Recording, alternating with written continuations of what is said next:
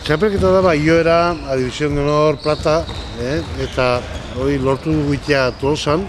Nahiko gorra izan da, oso gorra, ekartzea. Baina azkenean ni uste pera mezitzula eta herri hontako oso garrantzitsua da. Etorriko dira hiru ekipo bat, katalana, bestea gailegue eta bestea andaluza. Ekipo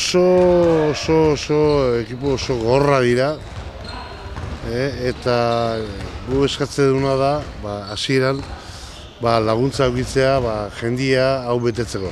Lortu, bakigu zaila da, baina gure era da abadeu jotzea.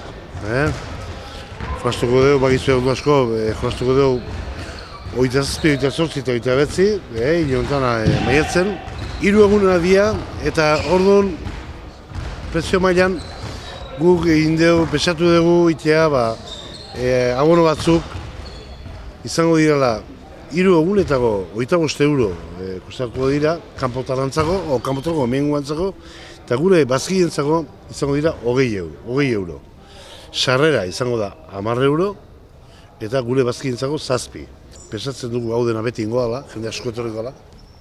Orduen guk ingo duna izango da, karpa bat jarri, baita ere ingo dugu streaming bat ingo dugu, jendiak internet bidez behan arte ikusteko partiduek, eta horrekin ni uste lortuko dugula jendia honi kolpea handi bat ematea. Gure helburu ezan bi aurrenetan egitzea, hori lortu genuen.